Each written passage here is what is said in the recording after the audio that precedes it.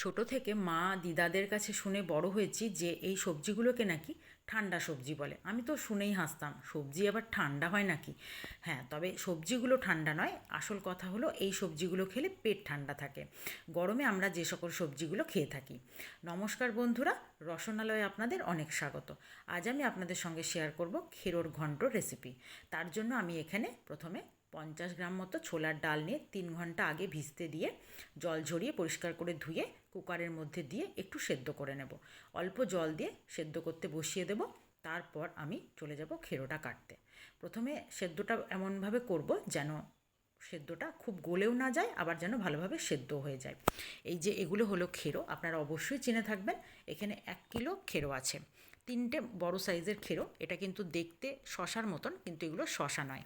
এই সবজিগুলোকেই কিন্তু ঠান্ডা সবজি বলে, মানে যেগুলো আমরা গরমের দিনে খেয়ে থাকি। সাধারণত এই খেরো, শশা, পটল, ঝিঙে, লাউ এগুলোই হলো ঠান্ডা সবজি। মানে এইগুলো খেলে কিন্তু আমাদের দেখবেন পেট ঠান্ডা থাকে বা শরীরও ভালো থাকে। এই খেরোটাকে আমি খুব ভালো করে খোসা ছাড়িয়ে আমি এবার কেটে নেব। এগুলো কাটা খুবই ইজি, খুব নরম হয়, শশার মতনই। মানে কাটতেও কোনো অসুবিধে নেই, আর দেখতেও অনেকটা, দেখুন শশা বা যারা আপনারা বাখারি দেখে থাকবেন, বাখারিও কিন্তু এইরকম, শুধু বাখারিটা লম্বা বেশি হয়। এবার আমি মাঝখান থেকে কেটে বীজগুলোকে ফেলে দেব। বীজটা এখানে আমি খাওয়ার জন্য ব্যবহার করব না। বীজটাকে ভালো করে ছাড়িয়ে আমি যে সলিড অংশটা, সেটাই আমি রান্নার জন্য নেব। ছোট ছোট টুকরো করে কাটবো। আর এই সবজিটা শশা পটলের মতনই কিন্তু তাড়াতাড়ি সেদ্ধও হয়ে যায়। তাই এটা নিয়ে, মানে যদি আপনারা মনে করেন রাতে গরমে রান্না করতে খুব অসুবিধে, এটা কিন্তু খুব বেশি সময় লাগে না, চটজলদি রান্নাটাও হয়ে যায়। এবার আমি এগুলোকে ছোট ছোট টুকরো করে কেটে নেব। একদমই দেখে মনে হচ্ছে যেন একদমই শশার মতন শশাই কাটছি, ঠিক ওরকমই ছোট টুকরো করে কেটে নেব। তারপর আমি এবার চলে যাব বাকি রান্নাটায়। আপনারা একদিন এইভাবে, যদি আজ অবধি কোনো দিন খেরো না খেয়ে থাকেন, এইভাবে দেখুন পুরো রান্নাটা। এবার কড়াইয়ে সর্ষের তেল গরম করে তার মধ্যে 2টো তেজপাতা টুকরো করে, 1 টেবিল চামচ জিরে আর 2টো শুকনো লঙ্কাকে ফাটিয়ে ফোড়ন দিয়েছি। তার মধ্যে 1 চিমটে হিংও দিয়ে দিলাম।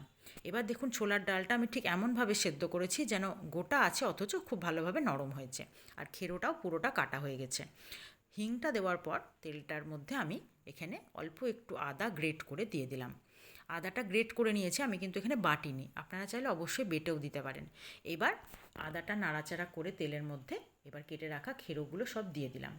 হালকা আবারও কিছুক্ষণ নাড়াচাড়া করে নেব। তারপর আমি এর মধ্যে স্বাদ অনুযায়ী লবণ আর দিয়ে দেবো একটু সামান্য চিনি, ছোট চামচের 1 চামচ চিনি আছে, আর একটু হলুদ, এটাও ছোট চামচের 1 চামচ হলুদ আছে। সবগুলো দিয়ে খুব ভালো করে সবজির সঙ্গে মিশিয়ে নেব। হালকা একটু নরম হওয়া পর্যন্ত এটাকে রান্নাটা করব।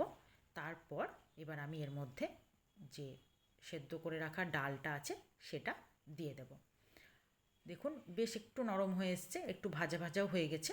এবার আমি ডালটা, সেদ্ধ করে রাখা ডালটা দিয়ে দিলাম। ছোলার ডাল দিয়ে এইভাবে কখনো খেরো রান্না করে দেখবেন। আর এই রান্নাটা কিন্তু ভাত, রুটি, পরোটা সব কিছুর সঙ্গেই খাওয়া যায়। তবে রাতে রুটির সঙ্গে কিন্তু গরমে খুব বেশি রিচ তরকারি তো খেতে ভালো লাগে না। এইটা করে দেখবেন কখনো, খুবই ভালো হয় খেতে, আর খুবই সুস্বাদুও হয়, পেটের জন্য খুব ভালো। হালকা ঢাকা দিয়ে আমি এবার ঢাকনাটা খুলে দেখুন বেশ একটু নরম হয়ে এসছে। তখন আমি এর মধ্যে একটু জল দিয়ে দেব। জল দিয়ে একটু ফুটতে দেব। নতুন পুরনো সকল বন্ধুকে আমার চ্যানেলে স্বাগত জানিয়ে, যে সকল বন্ধুরা আমার ভিডিওটি আজকেই প্রথম দেখছেন, এখনও আমার চ্যানেলটি সাবস্ক্রাইব করেননি, তারা প্লিজ আমার চ্যানেলটি সাবস্ক্রাইব করে পাশে থাকা বেল আইকনটি প্রেস করে দেবেন। নতুন নতুন ভিডিওর নোটিফিকেশান সবার আগে আপনাদের কাছে পৌঁছে যাবে।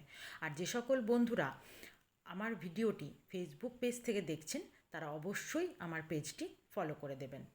এবার দেখুন জলটা দেওয়ার পর ফুটে উঠেছে। এই ফোটা অবস্থাতে দেখুন একটু মাখা মাখা হয়েছে, এখনও কিন্তু পুরোটা শোকায়নি। আমি ঠিক এই সময়ের মধ্যে, পুরোটা শোকানোর আগেই আমি এর মধ্যে একটু কোরানো নারকেল দেব। নারকেলটা দিলে কিন্তু এটার স্বাদ অনেকটাই বেড়ে যাবে। এখানে 4 থেকে 5 টেবিল চামচ নারকেল কোরানো আছে। অবশ্যই নারকেল কোরানোটা কিন্তু স্কিপ করবেন না, অবশ্যই দেবেন, এটার স্বাদটা অনেকটাই বাড়িয়ে তুলবে। সেরকম কোনো মশলা কিন্তু এই রান্নায় পড়ছে না, তবে এইটুকুতেই স্বাদ, আর কিছুই নয়। এবার দেখুন যখন এইরকম শুকনো শুকনো হয়ে আসবে, তখন আমি এর মধ্যে দিয়ে দেবো। দেখুন খেরোগুলো একদম সুন্দর নরম হয়ে গেছে আর এটা বেশ মাখা মাখা হয়ে গেছে। এই অবস্থাতে আমি এটাকে তখন নামাবো। 2-3টে চেরা কাঁচা লঙ্কা এই সময় দিয়ে দেবেন আর দেবো 2 টেবিল চামচ ঘি।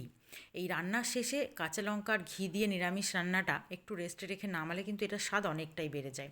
আর এখানে আমি কাঁচা লঙ্কাটা ঝালের জন্য ব্যবহার করছি না, সম্পূর্ণ একটা সুগন্ধর জন্য ব্যবহার করলাম। রান্নার শেষে এই কাঁচা লঙ্কা আর ঘি দিয়ে একটু রেস্টে রেখে নামালে রান্নাটার স্বাদ কিন্তু দ্বিগুণ হয়ে যায় আমার মনে হয়, বিশেষ করে নিরামিষ রান্নাগুলো। আপনাদের আজকে আমার এই খেরোর রেসিপি কেমন লাগলো অবশ্যই কিন্তু কমেন্ট করে জানাবেন। আর যদি ভালো লেগে থাকে লাইক শেয়ার অবশ্যই করবেন বন্ধু বান্ধব আত্মীয় স্বজনের সঙ্গে। আর আমার ভিডিও অবশ্যই আপনারা দেখতে থাকুন, আপনারা পাশে থাকুন, সুস্থ থাকুন, ভালো থাকুন।